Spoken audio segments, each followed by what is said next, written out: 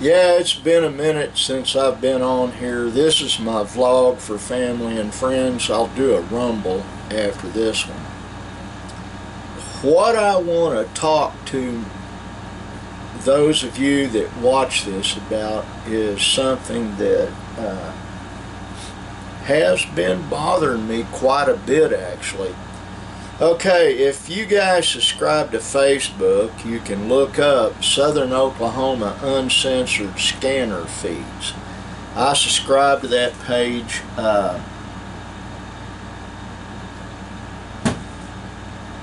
It kind of lets me know what's going on, especially once in a great while Murray County gets mentioned on there, but usually it's Carter County or Jefferson County or Love County, or rarely Stevens County, Johnston County, Bryan County, and Pontotoc County up in Ada. But one of the things that's been going on that actually has me quite concerned, and I'll give you my thoughts on it here in a minute. There have been numerous postings of students as low as middle school threatening violence in their respective schools, threatening to shoot someone. There was a boy that was a 6th grader that made threats and posted photos on his social media page of his quote-unquote weapons, which were all airsoft except for a couple of BB guns. But he had some swords. There are some things that should be done about all this. One, I really and truly do not believe that 3rd, 4th, 5th, 6th grader, junior high and high school, I don't believe these students should be allowed to have a cell phone in school. And I can hear the groans right now. Well, that way my child can get a hold of me if there's something really bad going on and I can come save them. Well, here's the problem, folks. When a school goes on lockdown, you're not going to be able to get in there and help anybody. The local police, and in many instances state police, and in our particular area, tribal police, the Light Horse, they're going to lock that place down and you're not going to be able to get in to do anything, period. You can park outside, but in my opinion, allowing these kids to have a cell phone, number one, it degrades their quality of education. Number two, if they have that cell phone and they can get online and be sneaky about it, they can cheat on their tests. So they're really not showing their true academic standing. And that has become a problem in a lot of areas, including medicine. I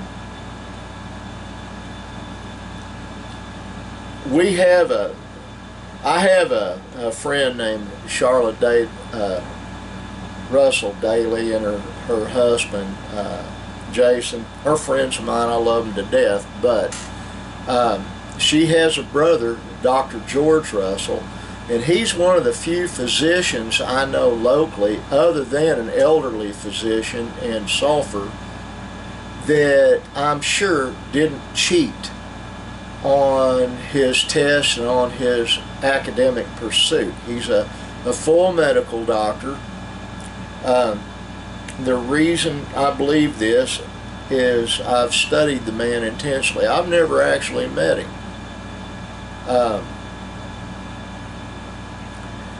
But that's one problem. The cell phones allow them access to the internet. You can find out anything you want to know on the internet if you know how to cruise the World Wide Web. Number two, it allowing children to watch things on television and on laptops, they shouldn't. Laptops have become a part of education, unfortunately. I'm going to be brutally honest about something that has also bothered me. A lot of the educators that we have in schools these days are they themselves ill-educated. I've seen examples of it. Fortunately, where I'm at, that's not really a problem. We have an excellent staff in the school system in Davis, Oklahoma, and I believe they have a good staff in Sulphur as well. But when I was a child, there was still bullying, you know. And usually the way that got solved is you went out behind the school and you duked it out and solved the problem. That's not really an option anymore, and I'll tell you why. There has been so much video violence that has taken place that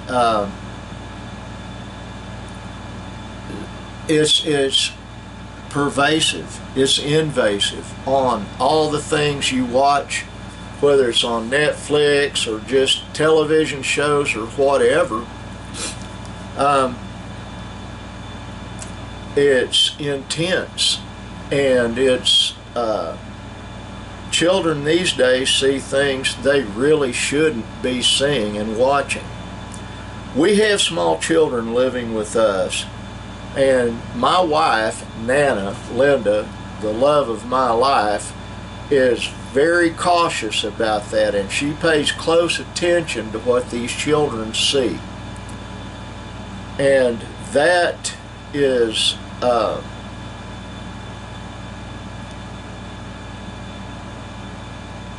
that's something that I am extremely thankful for, to be really blunt about it. My wife and I try to have time for us in the evenings. We don't get to very often. Little kids take a lot of attention, and they come into our bedroom when we leave the TV room, the parlor, and they pester Nana in there, and me too sometimes. Well, that's a good thing in a way. The beautiful Zara Rose, my son Benjamin's oldest child, will come in and she will help Nana find things on a Find It game on my wife's computer. It's really cute. The kids, the two children Benjamin has during the school week have to be in bed by 8 o'clock. Miracle, not so much so. Cheyenne and Ashton, the older grandkids, they go to bed they are in bed by 9. But Miracle Rose last night, my 5-year-old granddaughter, came into the bedroom and was teasing me, and then she helped Nana find things on Nana's Find It game. I thought that was just great. The long and short of all of this is this. We need to pay better attention to our little kids, our small children. We really do. When I don't mean more attention, I mean better attention. They shouldn't have a cell phone. Now, granted, and there's someone trying to break into my computer. I can't even get on this office computer without someone, you know, boom, there they're trying to take a look at it. At least I got it to do a standard chime rather than the old growling it used to do. You think they'd learn after a while, but they haven't.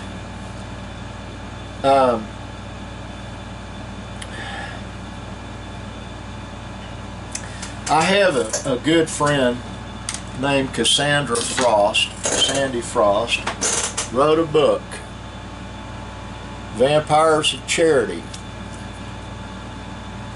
And she has adult content warning on there. She's a mother and a grandmother, and she is mindful of children getting hold of her book. It has adult content. It's not pornography. What she does, she goes after a group called the Jesters, who are a charity that she found and proved that those individuals were basically scamming, and there are a lot of pedophiles involved in that book. She's an investigative journalist. The reason I'm bringing this up, in the world she lives in, even she knows what I'm speaking of. She would agree with it.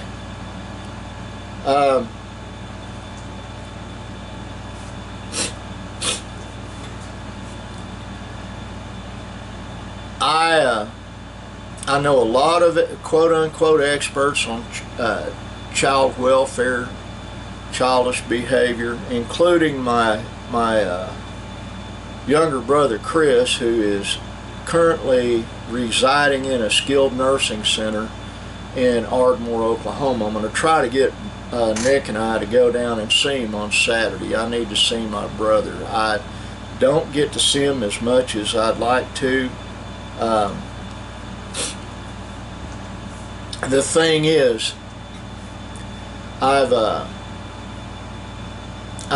really given this a lot of thought, and I have those that will disagree with me about children having cell phones. My granddaughter Zara Rose has one. She does not take it to school with her. She doesn't really get to get online with it. It's not an active phone, but it has games in it she can play.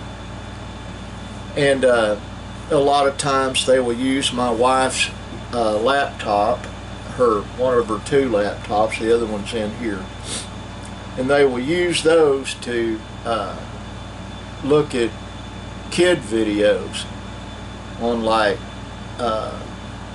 Netflix and YouTube. We have parental controls here. They are necessary. But what I'm pointing out is, if those folks that have these children that are causing them problems, and I'm not saying it needs to be hand-to-butt resuscitation. Spanking does work when a child is young, but after a certain age, it's not really a deterrent anymore. Timeout does work. Having to sit motionless with nothing to entertain a child works. Right now, my granddaughter Miracle is in her dad's bedroom with him painting. She's 5 years old, and my son Brandon is teaching her how to paint. Last night she painted my left fingernail. There's a little bit of it left. You know, it's pink, and it still shows kind of, but I thought that was sweet, and I'm not threatened by having one fingernail painted. She painted my wife's toes and her fingernails. It's been, like I said, it's been on my mind and my heart a lot after reading a lot of the information I've been reading. Folks, please, if you're a grandparent, utilize if you're a grandparent, your grandkids view you as a demigod, or they should. They'll be closer to you than they are to their parents. My best friend Jerry Pletcher has said many times that grandkids should have been born first. I agree with that sentiment in some ways, but a grandparent can greatly influence a grandchild. One of the most influential people in my entire life was my grandfather, Virgil Lance. He taught me a lot of the things I needed to know in life, and it's something that is needed. I rarely post any of my vlogs on Facebook. I'm probably going to post this one simply because it's a message I'd like to get out, and those that are friends of mine on Facebook can view this and gain the understanding that I hope they can gain from it. Things are going to get more precarious, more dangerous, and worse. It's all biblical, folks. Study your scripture, study your Bible, and look at it. It's not for us to judge other people, but it is up to us to love other people, and it's up to us to help others. Now, some instances you have to be a judge. Like if someone pulls a gun on you, you have to be a judge as to what to do about it. I won't go into what I do about it. I get one more strike from YouTube. I won't be allowed to post on here anymore. And that's why I'm trying to be cautious about what I say. Anyway, know that this crippled, crazy, somewhat ill old man, ugly old man, loves you. I do with everything I've got to love you with, and I pray for you. You could believe that or not, but I do. I pray for everybody. It's the one thing I've got left in life that I do, and I do it well. And like the sign up there says, be kind. Always be kind. Bye.